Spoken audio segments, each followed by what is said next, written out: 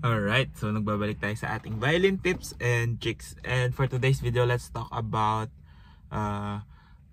how much theory do you really need if you want to play an instrument. No, I think any instrument for that matter. How much yung knowledge ng theory ba para masabi mong magiging competent ka na with your playing. Yan yung pag-uusapan natin on today's video. Okay, so dito muna tayo kasi sobrang busy. Hindi naman ako makahanap ng time to record sa studio. So, let's do what we need to do para makapag-share tayo ng knowledge with you people. Okay, so this question comes across kasi parang ang dami nang lumalabas ngayon ng mga kailangan magaling ka sa theory, ganyan, para makatugtog ka, or kailangan alam mo yung theory para makapag-play ka ng maayos. And gaano ba talaga karami dapat yung scope when it comes to theory, 'di ba? So personally, ako din naman, of course, nag-aral ako sa conservatory. So I have a little bit more extensive background sa pagdating sa music theory because it's a core subject in the conservatory, diba? Pero when I started, no, when I was younger, hindi rin naman ako binugbog sa theory with lessons, no, coming from a family of musicians. Naalala ko yung mga lessons ko in theory was basically intervals, note reading, sight reading, sight singing, and all of that. Pero wala namang yung sobrang kailangan mong mag-identify ng sobrang daming chords, yung mga advanced things na technically hindi mo magagamit eh. So, para sa akin, if you want to expand your horizons when it comes to music theory, by any means do it, no? Wala namang mawawala sa'yo. More to gain for you, nothing to lose, no? Mas gagaling ka sa pag-analyze ng mga pieces mo. Of course, magagamit mo rin siya sa pagtugtog mo. Pero kasi, paano ba natin sasabihin ito? Playing, no? Applied music, you're playing your instrument, your violin, your piano, is a different realm when it comes to music than music theory talaga. Kasi yung music theory is basically identifying what the performers or what the performance is doing or what the score is telling you. So, it's the same with language, no?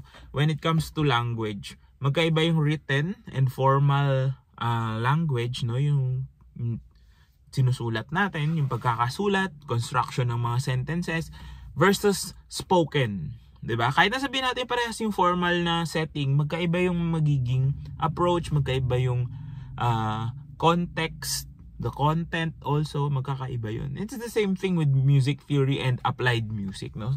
I'm not saying na hindi mo kailangan yung theory. Of course, in a lot of cases nakakatulong din siya, especially kung you want to understand more ano ba yung ginagawa mo. But it's not about knowing the names of the chords or understanding anong pangalan ng section na to and all of that. Kasi pag tumutugtog ka, hindi mo naman sasabihin yan eh. So ano ba yung pinakakailangan mong core na alam mo when you want to be able to perform and also be good in theory? Okay? So, number one is of course note reading. Dapat naiintindihan mo yung laman ng score. Dapat alam mo yung notes mo sa clef mo, no? And I think yun lang muna, no? Kung basic pa lang, nasi-start ka pa lang, alam mo kung paano magbasa ng notes sa clef ng instrument mo. So if you're playing a cello, you know how to read the bass clef. Viola, you know how to read alto clef. And of course, violin, you know how to read G clef. Ganun lang muna, okay? So understanding how to read those notes, all those symbols, yun yung pinaka-basic na music theory na dapat alam mo. And it's really important para mas maggawa mo yung mga executions. Not just the notes, no? But also rests. Also, articulation, yung mga markings, yung staccato, legato, and also how to execute these things. Yun yung pinaka-importante doon. Kasi kahit na alam mo staccato yan, pero paano mo siya i-execute? That's the main reason bakit siya nakalagay doon, for execution, not just for you to identify. Kasi in music theory, of course, i-identify mo talaga yun, di ba? But again, pag tinugtog mo na siya, hindi mo naman sasabihin sa players mo na or sa audience mo na, oh, staccato yung ginagawa ko, but in fact, hindi mo kayang gawin, di ba? So, those are two different worlds that could come together and make your playing a little bit easier. So, yun. Note reading, score reading, yun nga. basically being able to interpret the notes that you see or the picture that you see or the score that you see into your playing. Yun yung pinaka-integral part doon. Other than that, syempre, susunod na doon yung chords. Being able to identify chords kahit sabihin mong soloist ka lang. Kasi sometimes, no, there would be times na minsan walang score or minsan iba yung parts na tutugtugin mo, no? So music theory allows you to understand saan ka pumupunta. Ano yung pinaka-common thing that you go to? Which chord do you go to? How do you end a phrase? How do you start a phrase? How do you go from one note to another? So yun, yung chords, no? If you are able to identify chords, no, alam mo yung chord progressions, basic chord progressions, mas mapapadali yung buhay mo kasi nagkakaroon ka na ng picture in your head. Ano ba yung music? Anong nangyayari? Bakit ito yung nota na tutugtugin ko in a group setting, for example? Bakit ganito yung magiging articulation ko? Because ending na pala ng phrase, diba? So those types of things, pumapasok din yun, nag-i-integrate din yung theory and yung playing mo. So, being able to read notes, identify chords. Another thing is being able to understand yun nga, yung progression ng chords na yun, no? What does that mean? And then, another thing is sections, no? So, akala ng iba yung sections, no? Yung verse, chorus, ganyan. Oh, because music is basically a pattern. And if you are able to identify those patterns, ma-realize mo na a lot of the music that you play are just repeating patterns. Even chord progressions, diba? Even sections, diba? Meron tayong like different forms, no? Yung sonata, allegro form, for example, sa mga symphonies or overtures, diba? Yung mga ginagamit na yan. Na, yung first part, ito, tapos magkakaroon ng development, which is yung first part, ginulugulol na lang. Tapos babalik ka ulit sa first part in a different key. So, those patterns, no? Pattern recognition is why theory becomes so important. Pero, yun nga, lumalabas din siya eh. Parang, ang pinagkaiba lang kapag inaral mo siya in theory is that you know what to call them. Pero kung meron ka na sa sarili mo, no? Sa sarili mong terms, no?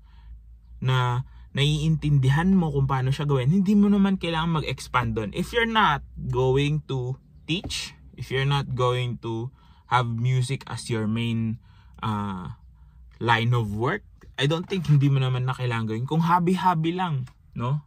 Enough na yung ma-identify mo yung notes, ma-identify mo yung chords, makapag-identify ka ng sections, kahit sa sarili mong terms, in your own terms, in your own words. As long as tama yung ginagawa mo. Kasi yung iba parang, they give so much emphasis na, kailangan, magaling ako sa theory, kaya, dapat respetuhin mo yung pagtugtog ko kahit mali-mali yung ginagawa. Or, I don't know, kung ano yung nakikita lang sa internet ngayon, di ba? But, yeah, it's not like a make it or break it thing kapag hindi ka masyadong magaling sa theory, in theory. As long as you practice, di ba? Kasi, ano ba yung gusto mong gawin? Tumugtog o magsulat? And it's not discrediting any, no? Kung performer ka, go perform. Kung theorist ka, go. Galingan mo sa field mo. But the thing is, kung gusto mo tumugtog ng maayos, it's not a hindrance kung hindi mo aaralin lahat ng kailangan mong malaman when it comes to music theory. As long as you can identify things, no? Naiintindihan mo yung flow or yung progression ng music na ginagawa mo. And hindi ka nakakasira kung may kasama ka man sa mga tugtog mo, 'di ba? Alam mo kung saan kayo pupunta, ano yung dapat na mangyari sa music mo. That's why theory is important din, no? I'm not trying to say na wag ka na mag-aral. Pero yun nga, if you want to become a better musician, you have to understand bakit ginagawa din yung mga bagay na yun. Or what's the context behind that? And you can only get that with a proper understanding of music theory. Because again, music is a language, no? Sabi nga natin kanina, magkaiba yung spoken language tsaka written language. And the same goes with music.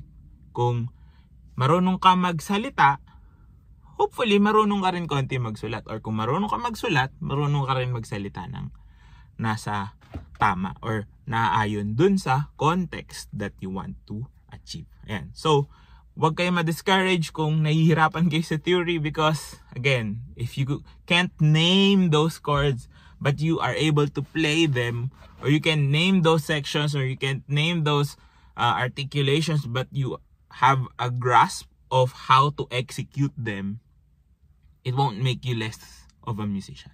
Ayan. So sana nakatulong tong video na to. If it did, please do drop a like.